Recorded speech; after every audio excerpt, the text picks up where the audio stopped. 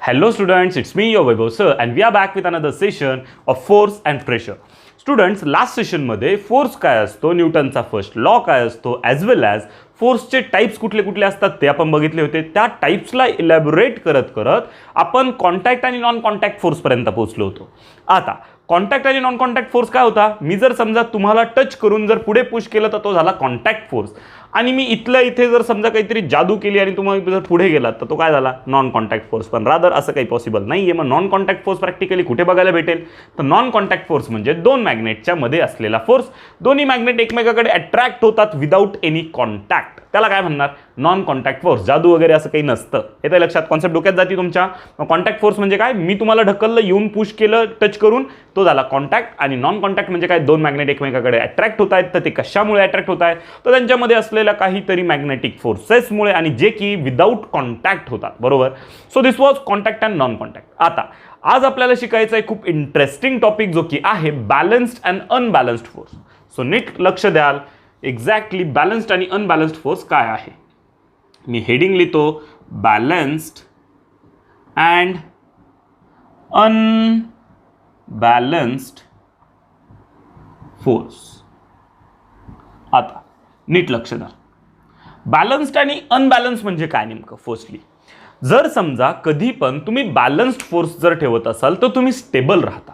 आपण म्हणतो ना, माझ्या लाईफमध्ये बॅलन्स मेंटेन झाला पाहिजे, मी रोज अभ्यासही केला पाहिजे, मी रोज थोडंसं खेळलंही पाहिजे, मी रोज थोडासा टी व्हीही बघितला पाहिजे, म्हणजे सगळ्या गोष्टी माझ्या लाईफमध्ये बॅलन्स्ड हव्यात. बॅलन्स्ड म्हणजे नेमकं काय बरं, तर बॅलन्स्ड म्हणजे कुठलीही गोष्ट खूप जास्त नको आणि कुठलीही गोष्ट खूप कमी नको, एकदम स्टेबलवाला, बरोबर ना. तर यालाच जर समजा मी थोडंसं मेकॅनिकल वेने जर घ्यायला गेलो, बॅलन्स्ड म्हणजे काय, मी जर सपोज काय केलं, एखाद्या केसमध्ये सपोज हा घेतला तुमचा एखादा पर्टिक्युलर फ्लॅट सरफेस, याला दोन लावले इकडनं सपोर्ट, ओके. आणि मी जर समजा काय केलं, याच्यावरती जर सपोज अशा ब्रिक्स ठेवून दिल्या इक्वली डिस्ट्रीब्यूट करून, ठीक आहे. आता इक्वली डिस्ट्रीब्यूट करून ठेवल्यानंतर मी जेव्हा बघितलं, या केसमध्ये इथे ना, इथली सिच्युएशन अशी झाली की इथे काहीच मुवमेंट होत नाहीये, इथली सिच्युएशन अशी झाली, इथेही काहीच मुवमेंट होत नाही. म्हणजे तुमचा तो प्लॅंक आहे, जो फ्री सरफेस आहे, फळी समजा त्याला, ती फळी इथे आणि इथे काहीच होत नाही, पण इथल्या पोर्शनला ती थोडीशी अशी सॅग होऊन जाते, वाकते, बरोबर की नाही. आता हिच्या सॅगिंगचं रिझन काय, तर सॅगिंगचं रिझन असं स्टुडंट्स, काय झालं ना, खाली जाणारा फोर्स हा जास्त झाला आणि वरती जाणारा फोर्स हा कमी झाला. त्यामुळे इकडे बॅलन्स राहिला का यांच्यामध्ये, नाही, हे झाले काय, अनबॅलन्स. म्हणून इथे काय झाली, सॅगिंग. वाईल इकडे जर आपण बघितलं, मी हे जे काही पर्टिक्युलर कॉलम इथे लावलेत, हे कॉलम मेजरमेंट करून लावलेत की ह्या कॉलमला एवढा लोड सस्टेन होईल का. तर हा जर 10 kgचा आहे, तर मी पण काय केलं, ह्या कॉलमला जो काही पर्टिक्युलर नॉर्मल रिॲक्शन जी इकडे एक्झर्ट झाली ती कितीची झाली, 10ची. म्हणजे इकडे जे दोन्ही फोर्सेस आहेत, खाली जाणाराही आणि वरती येणाराही, हे कसे आहेत, इक्वल. त्यामुळे इकडे काय क्रिएट झाला, बॅलन्स. आणि इथे तुमची जी फळी आहे ती स्टेबलच्या स्टेबल राहिली, बरोबर. मग आता आपल्या लक्षात आलं असावं की बॅलन्स म्हणजे काय आणि अनबॅलन्स म्हणजे काय. तर बॅलन्स म्हणजे काय, Wien ever the force on object is equal and opposite. म्हणजे इक्वल इन मॅग्निट्यूड, दोन्ही पण 10-10, पण दिशा कशा आहेत, वेगवेगळ्या, त्या केसमध्ये त्या फोर्सला काय म्हणणार, बॅलन्स्ड फोर्स, ओके. त्यानंतर BALANCED असतं बरं का, सॉरी, बॅलन्स्ड फोर्स. आणि जर सपोज आपण बघितलं, इकडे काय झालं, whenever the force acting on object is what, not equal and in opposite direction, then that particular force is called as what, unbalance. किंवा तुम्ही नुसतं म्हटले ना, not equal, then what will happen, it will be called as what, unbalanced force. आता unbalanced फोर्सचा वापर कुठे होतो आणि बॅलन्स्ड फोर्सचा वापर कुठे होतो. बॅलन्स फोर्सचा वापर तिथे होतो जिथे गोष्टी आपल्याला स्टेबल ठेवायच्या आहे. रेस्ट पोझिशनला एखादी गोष्ट ठेवायची आहे, तर तिला आपल्याला बॅलन्स्ड फोर्सच्या वेने ठेवावं लागतं. म्हणजे मला जर समजा एखादा चॉक असेल, तो चॉक किंवा जर माझं सपोज काय असेल इकडे ही स्केल आहे, ही स्केल जर माझ्या हातावरती ठेवायची तर मी काय केलं तिला अशा पद्धतीने ठेवलं की जेणेकरून ती जिथे जिथे तिचा फोर्स डाऊनवर्ड डिरेक्शनला अप्लाय करेल तेवढाच फोर्स माझा हात तिच्यावरती वरच्या डिरेक्शनला अप्लाय करेल, म्हणजे ती स्टेबल राहील. पण आता मी जर समजा तिला काय केलं पर्टिक्युलरली घेतलं अशा वेने, आता ती काय करते थोडंसं इन्क्लिनेशन करते, इकडे इकडे मूव्ह होते बरोबर. आता इकडे इकडे मूव्ह होणं म्हणजेच काय पर्टिक्युलरली ती बॅलन्स्ड आहे का? नाही, ती अनबॅलन्स्ड आहे. कारण काय तर ती काय करते खाली जाणारा जो फोर्स आहे तो एक्स्ट्रा अप्लाय करते तुलनेत माझ्या बोटाने अप्लाय केलेल्या वरच्या फोर्सच्या बरोबर. म्हणून तो जो फोर्स आहे त्याला आपण काय म्हणणार? Unbalanced force. मग आता आपण यांच्या डेफिनेशन्स लिहूया. काय लिहिणार बोला पटपट डेफिनेशन.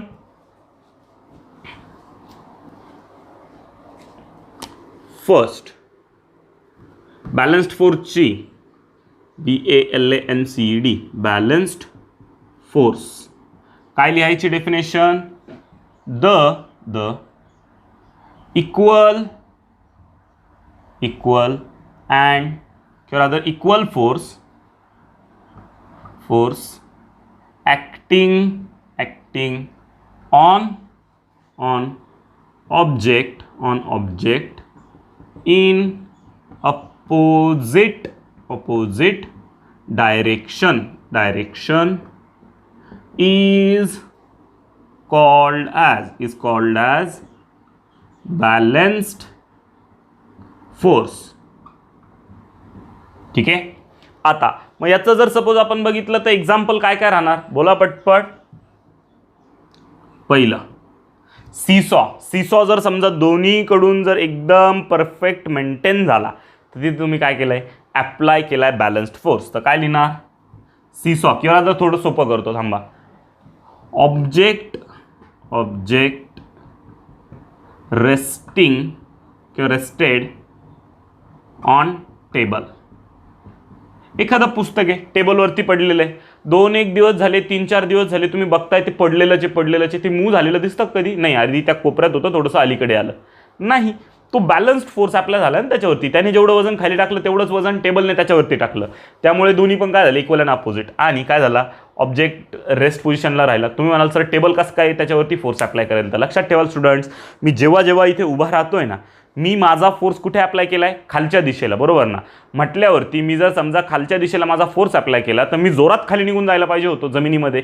पण मी जातो का कधी? नाही. कारण मी ज्या सरफेसवर उभा आहे तो सरफेस सुद्धा माझ्यावरती तेवढाच equal and opposite force apply करतो. म्हणजे मी जेवढा खाली अप्लाय केला तेवढाच फोर्स वरच्या दिशेला अप्लाय होतो माझ्यावरती. त्याला म्हणतात नॉर्मल रिॲक्शन. ती नॉर्मल रिॲक्शन कोणी अप्लाय केली आता टेबलने. जेवढा त्या बुकने खाली अप्लाय केलं तेवढंच टेबलने वरती अप्लाय केलं. म्हणून त्याला काय म्हणतात बॅलन्स्ड फोर्स. ठीक आहे. आता जर सपोज आपण बघितलं याला एक्झाम्पल म्हणतो मी. ठीक आहे. आता तेच जर समजा आपण सेकंड लिहायचं ठरवलं काय अनबॅलन्स्ड फोर्स. हा अनबॅलन्स्ड फोर्स काय असतो बरं बोला पटपट. अनबॅलन्स्ड म्हणजे काय? The unequal force acting on object in opposite direction. म्हणजे अनइक्वल एकीकडनं 50 न्यूटन लावला एकीकडनं 10 न्यूटन लावलाय आणि अपोजिट दिशेला चाललाय तो. त्या केसमध्ये 50 न्यूटन जास्त डॉमिनेटिंग असेल तो याला इकडे ढकलून देईल. म्हणजे बॅलन्स राहिला का? नाही. एक गोष्ट लक्षात ठेवाल स्टुडंट्स, न्यूटनने अनबॅलन्स्ड फोर्सचा उल्लेख केलाय त्याच्या कोणत्या लॉमध्ये बोला पटपट. तुमच्या फर्स्ट लॉमध्ये काय म्हटलंय तो unless and until unbalanced forces applied to an object the object will not move किंवा object will not change it state. म्हणजे जोपर्यंत तुम्ही अनबॅलन्स्ड फोर्स एखाद्या ऑब्जेक्टला वापरत नाही तोपर्यंत ऑब्जेक्ट त्याच्या स्टेटमधनं चेंज होणार नाही किंवा अदर तो त्याची स्टेट चेंज करणार नाही. कॉन्सेप्ट डोक्यात जातीये. आता मग आपण काय लिहिणार इकडे अनबॅलन्स्ड फोर्सच्या डेफिनेशनमध्ये फक्त काय चेंज करायचा इक्वलचा करायचा अनइक्वल. काय लिहिणार the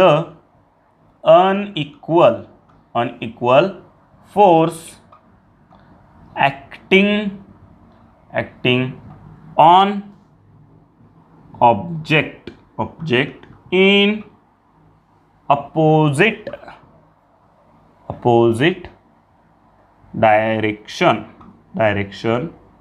is called as unbalanced force.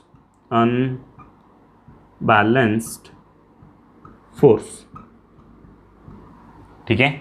आता अनबॅलन्स्ड फोर्सचं एक्झाम्पल काय बोला पटपट, एकदम डे टू डे लाईफवाला सांगायचं. जर समजा मी काय केलं, एखादी कार पुश करतोय, कारला पुश करतोय म्हणजे काय, जर समजा मी त्या कारला पर्टिक्युलरली पुश करण्यासाठी काही फोर्स अप्लाय करतोय आणि कार जर मूव्ह होत नाही, तर मी केलेला अप्लाय केलेला फोर्स आणि कारने अप्लाय केलेला फोर्स सेम होता म्हणून गाडी एका ठिकाणी होती. पण आता मी जर अजून एक मित्र बोलवला आणि आता पुश करतोय, आता कार मूव्ह होते, म्हणजे आम्ही अप्लाय केलेला फोर्स आता एकंदरीत जास्त आहे आणि त्या कारने आमच्यावरती अप्लाय केलेला जो काही फोर्स आहे तो कसा आहे, कमी आहे. म्हणून आम्ही त्याला काय केलं, ओव्हरकम केलं. म्हणजे अनबॅलन्स्ड फोर्स आम्ही अप्लाय केल्यामुळे, अनइक्वल फोर्स आम्ही तिथे अप्लाय झाल्यामुळे तिथे काय होते, तुमची कार मूव्ह होते. सो काय लिहिणार, पर्सन पुशिंग ए कार. ठीक आहे. किंवा तुम्हाला जर अजूनच एकदमच स्पेसिफिक जर पाहिजे असेल, ठीक आहे, तर काय लिहिणार, अनबॅलन्स्ड सी सॉ. ओके. आता हा जो सीसॉ आहे, SEA असतं आय थिंक, सी सॉ. एकदा कन्फर्म करून घ्याल बरं का स्पेलिंग. सीसॉ म्हणतो मी त्याला थोड्या वेळासाठी. ठीक आहे. अनबॅलन्स्ड जर सीसॉ असेल तर तो काय झाला, तुमचा अनबॅलन्स्ड फोर्स. एकीकडून एकदम लठ्ठ जाडा एक व्यक्ती बसवला आणि एकीकडनं एकदमच बारका व्यक्ती बसवला आहे. त्या केसमध्ये तिकडची बाजू खाली जाणार, इकडची बाजू वर येणार. That can be called as what, unbalanced force. So concept डोक्यात जाती तुमच्या, एकदम सिंपल आणि सॉर्टेड आहे. मी जास्त डिटेलिंग करतो प्रत्येक टॉपिकची, कारण असं आहे की हे फिजिक्सचे काय म्हणता येईल त्याला, एकदम जास्त बेसेस आहेत. हे बेस जर क्लिअर झाले तर पुढे ना 11वी 12वी किंवा रादर 10वी 9वी तुमचे जे काही पर्टिक्युलर फिजिक्स रिलेटेड टॉपिक्स येतील ते फार सोपे जाणार आहे. ठीक आहे. सो तुम्ही काय करणार आहात, तुमची व्हिडिओ पॉज कराल आणि लिहून घ्याल तुमचा बॅलन्स्ड अँड अनबॅलन्स्ड फोर्स. झालं लिहून. आता जाऊया आपल्या पुढच्या टॉपिककडे. तुमच्या टेक्स्टबुकमध्ये चेक कराल पुढचा टॉपिक काय आहे तुमचा. नेक्स्ट टॉपिक तुमचा आहे inertia. So let's head towards inertia. Inertia म्हणजे ना, आपण जर सपोज इनर्शिया कुठल्याही ऑब्जेक्टचा एक पर्टिक्युलर स्वभाव झाला म्हणूया किंवा त्याची एक टेंडन्सी झाली. प्रत्येक ऑब्जेक्ट आहे ना, कधी पण मी जर तुम्हाला सांगितलं की जा बाबा तिकडे एक ड्रम पडलाय, तो उचलून आण. ठीक आहे. आता ड्रम उचलण्यासाठी तुम्हाला काहीतरी ताकद लावावी लागली. ती ताकद का लावली बरं, तर त्या ड्रमने ना उचललं जायचं नाही असं ठरवलेलं होतं. म्हणजे काय, ड्रम त्याच्या वेटमुळे खूप जड भासायला लागला मला. मी त्याला ओढतोचे, पण तो मला लिफ्ट करण्यासाठी खूप एफर्ट्स घ्यावे लागले. एवढे कष्ट का घ्यावे लागले. जर तो ड्रम जर हलका फुलका असता तर तो इझिली वर आला असता, पण तो आता येत नाहीये. कारण असं की त्या ड्रमची इच्छा नाही. आता तुम्ही म्हणाल सर ड्रम तर नॉन लिव्हिंग, इच्छा वगैरे कुठून आली, तर स्टुडंट्स त्याच्या पोटेन्शियलमुळे त्याची इच्छा नाही. आता नीट लक्ष द्या. फिजिक्समध्ये आपण जर बघितलं ना, कोणत्याही गोष्टीमध्ये पोटेन्शियल असतं असं आपण गृहीत धरतो. का, आपण जर समजा बघितलं त्या ड्रमला स्वतःचं वजन आहे, त्या वजनाला ग्रॅव्हिटी खाली पुल करते, बरोबर ना. त्या ड्रमला स्वतःचा मास आहे ना, त्या मासला ग्रॅव्हिटी खाली पुल करते. म्हणजे तो ड्रम स्वतःचं जे काही फोर्स आहे, स्वतःचं जे पोटेन्शियल फोर्स आहे ते कोणत्या दिशेला अप्लाय करतो, खालच्या दिशेला. आणि आपण त्याला विरोध करण्याचा प्रयत्न करतो, आपण त्याला उचलण्याचा प्रयत्न करतो. म्हणजे काय, आपण त्याच्यावरती काय करण्याचा प्रयत्न करतो, एक अपोजिट फोर्स अप्लाय करतो. आणि त्या अपोजिट फोर्सला तो डाऊनवर्ड फोर्स काय करतो, अपोज करतो किंवा रेजिस्ट करतो किंवा घडू देत नाही. ठीक आहे. तर ती जी टेंडन्सी आहे ना रेस्ट पोझिशनलाच राहण्याची, त्या टेंडन्सीला काय म्हणतात, इनर्शिया. सो मी इथे हेडिंग लिहितो, इनर्शिया. ठीक आहे. इनर्शिया म्हणजे काय लक्षात ठेवाल, अपोजिशन टू मोशन असतं ॲक्च्युली. याची एकदम सिंपल डेफिनेशन म्हटली तर. आणि थोडंसं टेक्निकली जर गेलो तर inertia is a tendency of any object to remain at rest. ठीक आहे. म्हणजे कोणत्याही ऑब्जेक्टची अशी टेंडन्सी की ज्या टेंडन्सीमुळे तो ऑब्जेक्ट रेस्ट पोझिशनला राहण्याचा प्रयत्न करतो, त्या टेंडन्सीला तुम्ही काय म्हणणार, इनर्शिया. ठीक आहे. सो मग आता आपण जर बघितलं ही जी इनर्शिया आहे, इनर्शियामुळे काय काय गोष्टी घडतात हे पण आपल्याला पुढे बघायचं आहे. तर इनर्शियामुळे तुमच्या कोणत्याही गोष्टी स्टेबल राहत आहेत. म्हणजे मी जर समजा बघितलं, हा जो मार्कर आहे याला याच्या स्टेबल पोझिशनला जायचं आहे. ठीक आहे. मी जर समजा त्याला असं कन्सिडर जर केलं पर्टिक्युलरली, तर तो इथे येऊन स्टेबल झाला. मी त्याला इथनं सोडलं होतं ना, पण तो मागे येऊन इकडे स्टेबल होतोय. म्हणजे त्याला माहिती की बाबा इथे आपली मोशन होणार आहे. मग ती मोशन अडवत तो शेवटी इथपर्यंत पोहोचला आणि इथे त्याने त्या मोशनला थांबवलंच. म्हणजे त्याने काय केलं, स्वतःच्या पोझिशनला रेस्ट पोझिशनमध्ये कन्वर्ट करून टाकलं, किंवा रादर असं म्हणूया स्वतःच्या स्टेटला एका रेस्ट स्टेटमध्ये कन्वर्ट करून टाकलं, किंवा मोशनमध्ये जाण्यापासून त्याने अपोज केलं. त्या पर्टिक्युलर टेंडन्सीला काय म्हणतात, इनर्शिया. येतं लक्षात. मग इनर्शिया म्हणजे काय लक्षात ठेवाल, तर कधी पण आपण जर सपोज काय करत असेल, कोणतीही गोष्ट उचलत असेल आणि ती गोष्ट उचलली जात नाहीये, तर ती काय करण्याचा प्रयत्न करते, स्वतःचा इनर्शिया मेंटेन करते, म्हणजे रेस्ट पोझिशनला राहण्याचा प्रयत्न करते. यालाच काय म्हणतात, इनर्शिया. कॉन्सेप्ट डोक्यात गेली. आता आपल्या कोणत्याही वस्तू जर असतील आणि त्या वस्तूंवर तुम्ही जर लिनियर फोर्स अप्लाय करताय, म्हणजे नुसतं ढकलताय, तर त्या इनर्शियाचं काम कोण करतं, तो तुमचा मास. ठीक आहे. तुम्ही तुमच्या वजनामुळे एखाद्या गोष्टीला लिफ्ट करू शकत नाहीये. त्या गोष्टीमध्ये मग लक्षात असं येतं की इनर्शियाचं काम कोण परफॉर्म करतो, ॲक्च्युली आपला मास. येते लक्षात. तर चला पहिले डेफिनेशन लिहून घेऊया. थोडीशी टिपिकल वाटली असेल तुम्हाला इनर्शिया कॉन्सेप्ट, कारण ही पाहिलेली नाही ना कधी. सो त्या केसमध्ये पण टेन्शन घेऊ नका, ते बॅलन्स मी करून देतो बरोबर. ठीक आहे. आता डेफिनेशन काय राहणार, बोला पटपट. द टेंडेन्सी टेंडेन्सी ऑफ म्हणूया आपण, the tendency of an object to remain at rest is called as inertia. Clear आहे. आता ह्या इनर्शिया नंतर आपल्याला जो नेक्स्ट टॉपिक आपल्याला बघायचा आहे तो म्हणजे खूप इंटरेस्टिंग आहे, जो की आहे प्रेशर. आता प्रेशरसाठीच्या काही ॲक्टिव्हिटीज आपल्याला दिलेल्या आहेत. ठीक आहे. सगळ्यात फर्स्ट थिंग, प्रेशर म्हणजे काय असतो. ठीक आहे. तर प्रेशर म्हणजेच काय, जर समजा मी एखाद्या पर्टिक्युलर एरियावरती जर फोर्स अप्लाय केला तर त्याला म्हणतात मी प्रेशर अप्लाय केला. ठीक आहे. आता तुम्ही म्हणाल सर हे काय टेक्निकल वर्ड्समध्ये म्हटलेत, फोर्स, एरिया वगैरे, काय स्पेसिफिक सांगा, थोडंसं सोपं करून सांगा, बरोबर ना. तर चला याला आपण थोडं सोपं करूया. मी जर समजा काय केलं, माझ्या डोक्यावरती खूप प्रेशर आहे, मी म्हणतो कधी कधी, बरोबर ना, माझ्या डोक्यावरती खूप प्रेशर आहे, डिस्टर्ब करू नको, जा बाबा, बरोबर ना. What does that pressure means. Pressure कधी होतो बरं आपल्या डोक्यावर, पेपर जवळ आले का, बरोबर ना. पेपर जवळ आले का, का असं घडतं बरं, तर होतं काय ना की जेव्हा पेपर जवळ येतात, सिलेबस होतो एवढा आणि आपला मेंदूचा एरिया असतो एवढा, म्हणजे एवढ्याशा एरियावर एवढा सगळा force upon area is called अज व्हॉट, प्रेशर. कॉन्सेप्ट डोक्यात गेली. म्हणजे प्रेशर जास्त कधी राहील, जेव्हा लोड जास्त आहे, एरिया कमी, बरोबर ना. पण जर समजा एरिया मोठा आहे आणि लोड कमी आहे, तर त्या केसमध्ये प्रेशर कसा राहतो, कमी.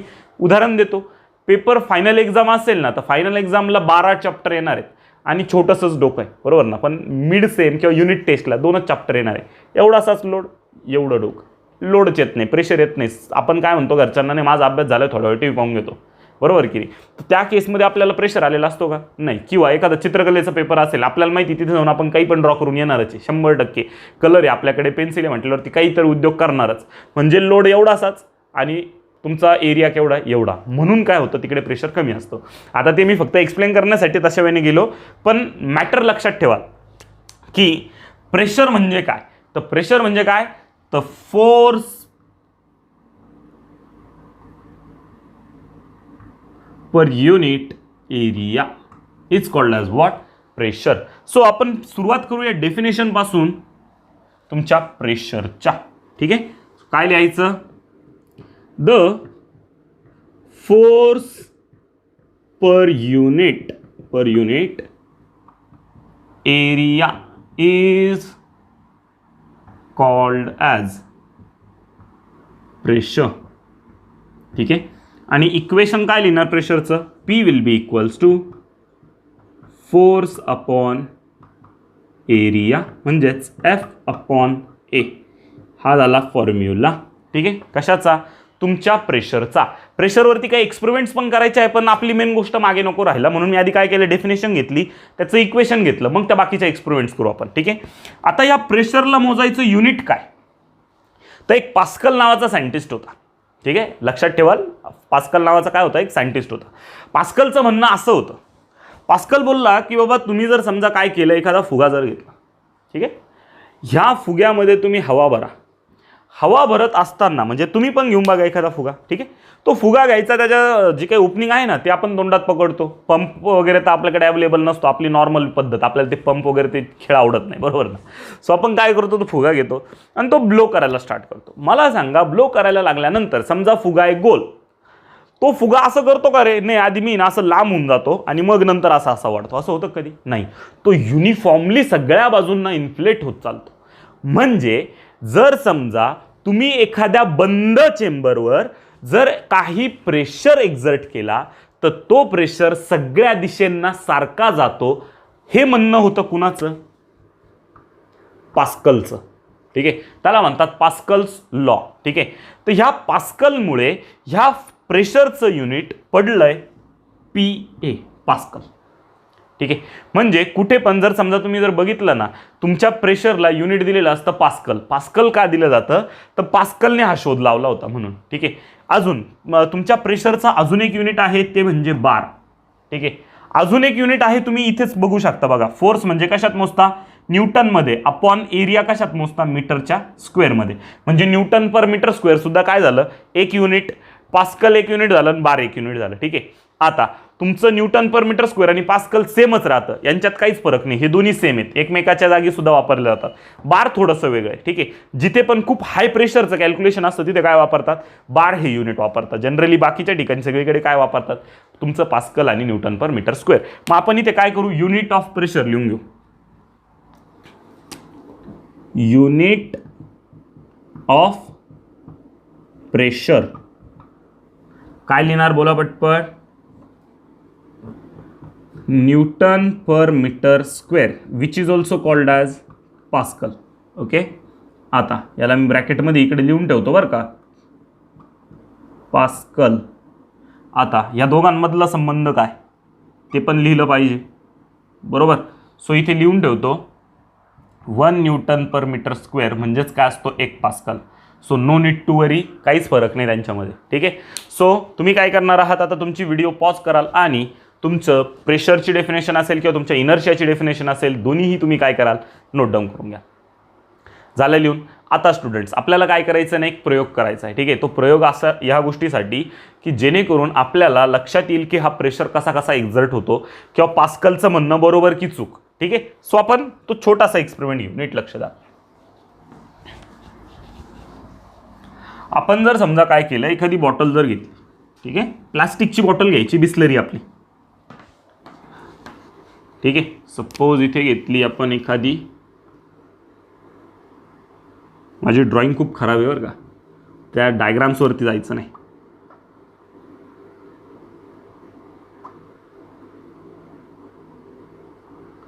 आता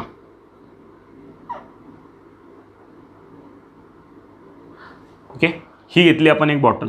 असं कन्सिडर करा ही कशाची आहे? Plastic bottle. आपल्याकडे त्याला डायरेक्ट बिस्लरीच म्हणतात. सो काय करायचं, त्याला प्लास्टिक बॉटल म्हणायचं ॲक्च्युली, ओके. आता जर सपोज मी काय केलं, एक ग्लासची ट्यूब घेऊन आलो, काचेची एक ट्यूब जिचे दोन्ही तोंड ओपन आहेत, ठीक आहे. ट्यूब म्हणजे काय रे? साधी एक अशी पोंगळी असते ना आपली, त्याला काय म्हणायचं? ट्यूब. ही काचेची ट्यूब घेऊन आलो. ही काचेची ट्यूब आहे ना, छोटीशीच आणायची, लय मोठी नाही आणायची, नाही तर आणा एकदम मोठी आणि बसाल प्रयोग करत, असं करायचं नाही. छोटीशी घ्यायची काचेची ट्यूब, ठीक आहे. कशाची तुम्हाला भेटून जाईल. ह्या काचेच्या ट्यूबला आहे ना, एका बाजूने काय करायचं? गरम करायचं, ठीक आहे. आपण समजा इथून काहीतरी बर्नर वगैरे लावलं आणि त्याला गरम केलं. गरम केल्यानंतर एवढा बाजू आणि इकडच्या बाजूला कपड्याने पकडायचं बरं का. इकडची बाजू गरम केली की घ्यायची आणि याच्यात खोसून द्यायची, ठीक आहे. खोसून दिल्यानंतर, ठीक आहे, याच्यात खोसून दिल्यानंतर काय करायचं? आता इथे ती घुसलेली सपोज, ठीक आहे. इथे घुसलेले असताना हा जो पोर्शन आहे ना, हा लीक होणार आहे. काय करायचं? मेणबत्ती घ्यायची. आता तुम्ही नवीन पद्धत बघितली सध्या, ती ग्लूगन आलेली, बरोबर ना. तुम्ही जर समजा यूट्यूबला काही व्हिडिओ बघत असाल, ते ग्लूगन लावून देतात. ती ग्लूगन असेल उपलब्ध तर ग्लूगन लावायची, नाही तर साधा आपली मेणबत्ती असते ना, तिचे 2-3 थेंब इकडनं सगळ्या बाजूंनी, चारी बाजूंनी त्याचा जो वॅक्स आहे ना, तो प्रॉपरली काय करायचा? सर्क्युलेट करायचा किंवा तिथे स्प्रेड करून घ्यायचा, ज्याने तुमचा हा जो जॉईंट आहे हा लीक प्रूफ बनेल, ठीक आहे. लीक होणार नाही. आता इकडचं जे एंड आहे याच्यावरती लावायचा तुमचा छोटासा बलून. आता तो असाच असतो, छोटा असताना असाच असतो. ठीक आहे, मी काय केलं, इथे लावला तो छोटासा बलून, आणि बलून लावल्यानंतर रब्बर बँड घ्यायचं, आणि ते रब्बर बँड आहे ना 2-3 वेळेस ते नाही का आपण टाईट करून करून गुंडाळून लावतो फिक्स, असं एकदम पक्क इथे रब्बर बँड लावून घ्यायचं.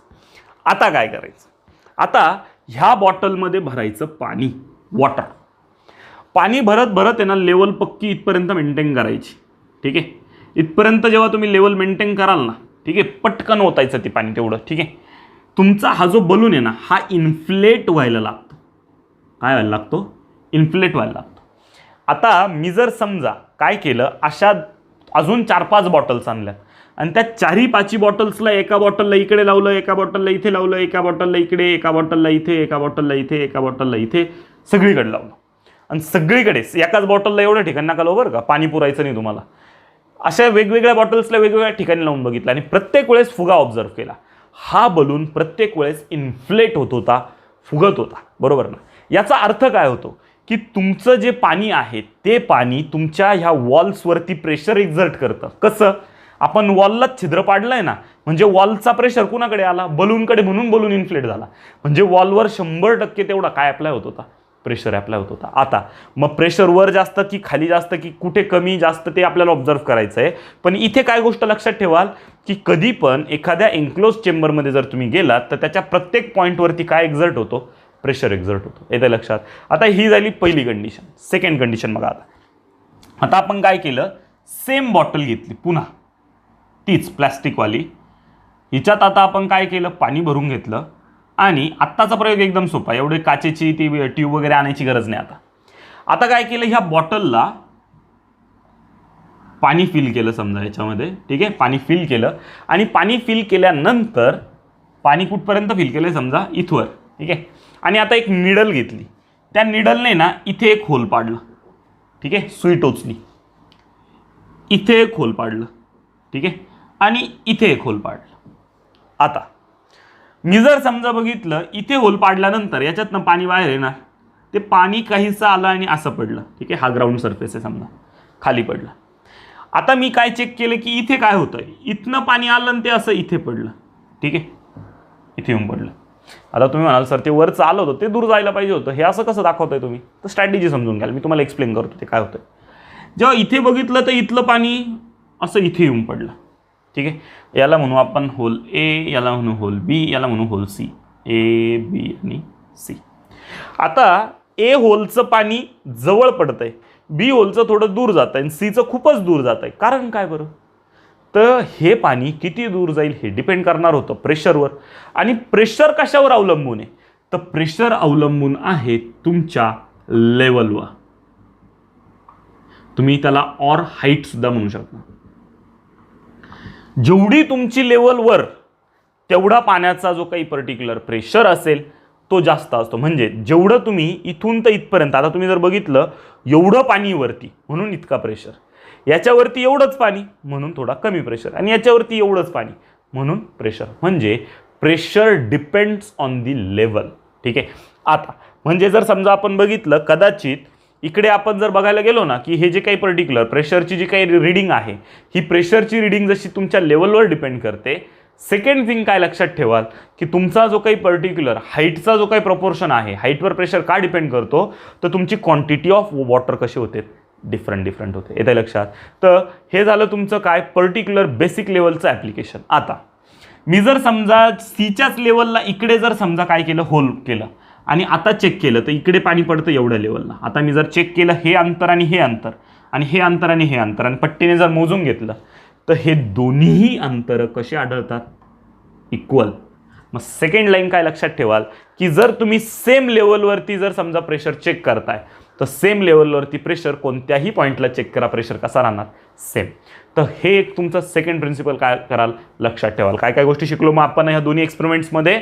पहिल्या एक्सपेरिमेंटमध्ये हे शिकलो की तुमच्या वॉलवरती प्रेशर एक्झर्ट होतो फ्लुइडचा. ठीक आहे, म्हणजे जे पण कंटेनर तुमच्या फ्लुइडला किंवा तुमच्या काही पर्टिक्युलर एअर असेल, वॉटर असेल, कशालाही काय करते, एन्क्लोज करते, तर त्या कंटेनरच्या वॉल्सवर काय एक्झर्ट होतो, प्रेशर एक्झर्ट होतो, हे इथे शिकलो.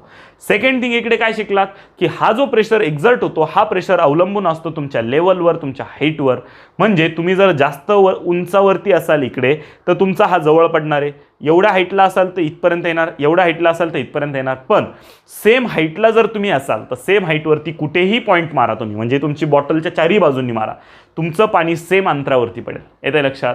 सो हा झाला तुमचा काय पर्टिक्युलर सेकंड एक्सपेरिमेंट. ठीक आहे. याच्यामध्ये आपल्याला दोन गोष्टी शिकायला मिळाल्यात, त्या म्हणजे प्रेशर अवलंबून असतो लेवलवर आणि सेम लेवलवर सेम प्रेशर असतो, हेही आपण शिकलो. तर स्टुडंट्स, हे होतं आपलं आजचं सेशन, ज्यामध्ये आपण खूप सारे इंटरेस्टिंग टॉपिक्स म्हणजेच तुमची इनर्शिया असेल, तुमचे अनबॅलन्स्ड फोर्स असेल किंवा तुमचा बॅलन्स्ड फोर्स असेल, तुमचा प्रेशर असेल, त्यानंतर प्रेशरची डेफिनेशन आणि प्रेशरचं युनिट असेल, ह्या सगळ्या गोष्टी आपण आजच्या सेशनमध्ये शिकलोय. तुम्हाला काय करायचं, हे छान नोट डाऊन करून घ्यायचं आहे, प्रॉपरली याचा अभ्यास करायचा आहे. आपण भेटणार आहोत आपल्या पुढच्या सेशनमध्ये with another interesting topic. Till then stay home, stay safe. Thank you.